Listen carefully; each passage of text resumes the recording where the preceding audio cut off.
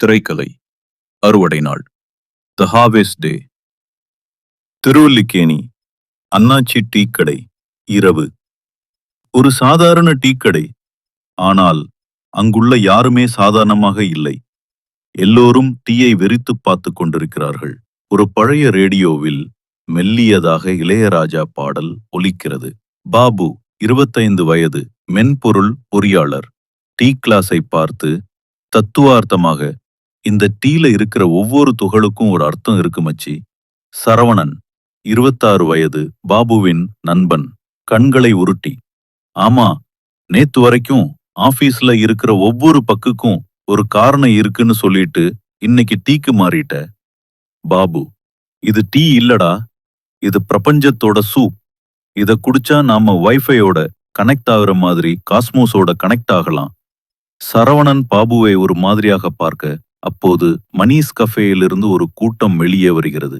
அவர்களும் இதே போல எதையோ முனகிக் கொண்டு ரோபோக்கள் போல நடந்து செல்கிறார்கள். சரவணன் பயத்துடன், டேய், இந்த ஏரியாவுக்கே ஏதோ டோஸ் ஏறிடுச்சுரா, வா வீட்டுக்கு போலாம். பாபு புதிராக சிரித்து, வீடு? அது ஒரு மாயைடா. நாம எல்லோருமே ஒரு பெரிய நெட்வொர்க்ல இருக்கோம். போலீஸ் கமிஷனர் அலுவலகம், ஏசிபி விக்ரமின் அறை, பகல் அறை முழுவதும் ஃபைல்கள், ஒயிட் போர்ட்டில் இறந்தவர்களின் புகைப்படங்கள். ஏசிபி விக்ரம், 45 வயது, கண்டிப்பான ஆனால் சோர்வான அதிகாரி, தலையை பிடித்துக் கொண்டு அமர்ந்திருக்கிறார்.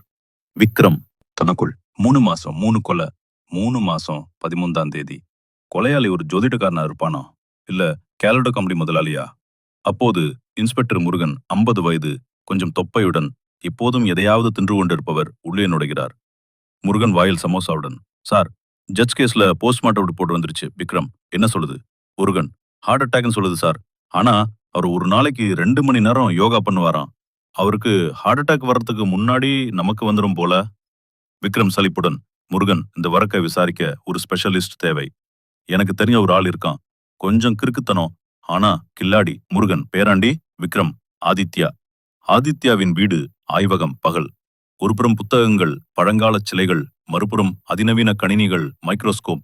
ஆதித்யா 30 வயது, ஸ்டைலான கூர்மையான பார்வையுடன், ஆனால் கொஞ்சம் அலட்சியமான பாவனையுடன் ஒரு பழைய ஓலைச்சுவடியை படித்துக் கொண்டிருக்கிறார். அவருக்கு உதவியாளராக கீர்த்தி, 25 வயது, டெக் சயின்டிஸ்ட், சுறுசுறுப்பான, ஆதித்யாவை எப்போதும் கலாய்க்கும் பெண் இருக்கிறார். கீர்த்தி டேப்லெட்டை பார்த்தபடி, ஆதி, திருவல்லிக்கேணில ஒரு பத்திரிகையாளர் காணாம போயிருக்கார். அவர் அம்மா உன்னை பார்க்க கேட்டிருக்காங்க.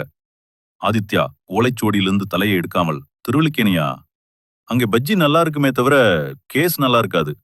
கீர்த்தி, ரொம்ப பிகு பண்ணாத, அவங்க உன்னை ரொம்ப நம்புறாங்க, நீதான் அவங்க கடைசி நம்பிக்கை. ஆதித்யா எழுந்து, ஓகே ஓகே, ஆனா எனக்கு ஒரு கண்டிஷன். கீர்த்தி, என்ன? ஆதித்யா, எனக்கு அந்த ஏரியா மெட்ராஸ் பில்டர் காஃபி வேணும். அது இல்லாம என் மூளை வேலை செய்யாது. அப்போது ஆதித்யாவின் போன் ஒலிக்கிறது. மறுமுனையில் ஏசிபி விக்ரம். ஆதித்யா போனில், சொல்லுன ஏசிபி, உங்க ஏரியாவுல ஏதாவது அமானுஷ்யமா கொலை நடக்குதா? இல்ல உங்க கான்ஸ்டபிள் முருகன் ஏதாவது சமோசாவை காணோம்னு கம்ப்ளைண்ட் கொடுத்தாரா? விக்ரம் மறுமுனையில் எரிச்சலுடன், ஆதித்யா விளையாடாத, நிலைமை சீரியஸ். இடம் காளிகாம்பாள் கோவில். இரவு. கோவில் அமைதியாக இருக்கிறது. பெரியவர் கருப்பையா, 65 வயது, டார்ச் லைட்டுடன் ரோந்து வருகிறார். சித்தரின் அறைக்கு அருகில் வந்ததும் உள்ளிருந்து ஒருவிதமான மின்சார சத்தம், ஹம்மிங் சவுண்ட் கேட்கிறது. கருப்பையா தனக்குள், இந்த சாமியார் வந்ததிலிருந்து கோவிலோட கரண்ட் பில் எகிரிக்கிட்டே போகுது. உள்ள என்ன ஃப்ரிட்ஜ் வச்சிருக்காரா, இல்ல ஃபேக்டரி நடத்துறாரா? கருப்பையா ஜன்னல் வழியாக எட்டி பார்க்கிறார். உள்ளே சித்தர், உண்மையில் ஒரு ஆண்ட்ராய்டு, தியானத்தில் இருக்கிறார். அவரை சுற்றி நீல நிற ஒளிவட்டம். அவர் முன் உள்ள திரையில் சில புகைப்படங்களும் எண்களும் ஓடுகின்றன. அதை பார்த்த கருப்பையா அதிர்ச்சியில் உறைகிறார். அவர் மெதுவாக தன் போனை எடுத்து புகைப்படம் எடுக்க முயல்கிறார். சித்தர் கண்களை திறக்காமலேயே ஒரு இயந்திர குரலில், அத்துமீறல் கண்டறியப்பட்டது, ட்ரெஸ்பாசிங் டிடெக்டட். சித்தர் தன் கையை உயர்த்த கருப்பையாவின் நெஞ்சில் ஒரு வலி ஏற்படுகிறது. அவர் சரிந்து விழுகிறார். அவர் கையில் இருந்த போன் ஒரு செடியின் அடியில் விழுகிறது. ஆதித்யாவின் ஆய்வகம். இரவு. ஆதித்யா திருவல்லிக்கேணியிலிருந்து கொண்டு வந்த காபி, டீ மாதிரிகளை பரிசோதிக்கிறான். கீர்த்தி கணினியில் ஏதோ தீவிரமாக தட்டச்சு செய்கிறாள். ஆதித்யா, கீர்த்தி, இது ஆர்கானிக் இல்ல ஏலியன் டெக்னாலஜி மாதிரி இருக்கு. இந்த நானோ பார்ட்டிகிள்ஸ் மூளையோட லாஜிக் சென்டரை ஆஃப் பண்ணிட்டு வேற ஏதோ ஒரு சிக்னலுக்கு ஆன் பண்ணுது. ஆதி, ஒரு ஷாக்கிங் நியூஸ். ஏசிபி விக்ரம் அனுப்பின அந்த 3 பிரமுகர்கள் சாவுக்கும் திருவல்லிக்கேணியில நீ கண்டுபிடிச்ச இந்த நானோ பார்ட்டிகிளுக்கும் ஒரு கனெக்ஷன் இருக்கு. இந்த பார்ட்டிகிள்ஸை சப்ளை பண்றது ஓரியன் ஹெல்த் கேர்ங்கிற கம்பெனி. அதோட ஓனர் விஷ்ணு பிரசாத். அந்த மனிதாபிமானி வேஷம் போடுறாளா? அதேதான். இன்னொரு ஷாக். காளிகாம்பாள் கோயில் பாதுகாவல கருப்பையா இன்னைக்கு நைட் மாரடைப்புல செத்துட்டாரு. அவர் மகன் உன்னை பார்க்க கேட்டிருக்கான். ஆதித்தாவின் முகம் இறுகுகிறது. 2 வழக்குகளும் ஒரே நேர்கோட்டில் சந்திக்கின்றன. கோயிலுக்கு கீழே உள்ள ரகசிய அறை. அறுவடை நாள் இரவு. காட்சி அமைப்பு ஒரு பெரிய ஹைடெக் ஆய்வகம். நடுவில் ஆண்ட்ராய்டு சித்தர் யாகம் போன்ற ஒரு அமைப்பின் முன் அமர்ந்திருக்கிறார். அவரைச் சுற்றி ஆற்றல் அலைகள். விஷ்ணு பிரசாத் ஒரு பெரிய திரையின் முன் நின்று கட்டளைகளை பிறப்பிக்கிறான். விஷ்ணு பிரசாத், ஆண்ட்ராய்டு இலக்கு தயாராக இருக்கிறதா? அடுத்தது ஏசிபி விக்ரம். திரையில் விக்ரமின் புகைப்படம் தெரிகிறது. அதே சமயம் ஆதித்யா, கீர்த்தி மற்றும் விக்ரமின் போலீஸ் படை அந்த அறைக்குள் நுழைகிறது. ஆதித்யா ஸ்டைலாக நடந்து வந்தபடி, என்ன பிரசாத், இன்னைக்கு அறுவடை நாள் ஸ்பெஷலா? ஏதாவது ஆஃபர் உண்டா? இல்ல, ஃபுல் மெனுன்னு காலி பண்ண போறீங்களா? விஷ்ணு பிரசாத் அதிர்ச்சியுடன், ஆதித்யா உன்னை எப்படி?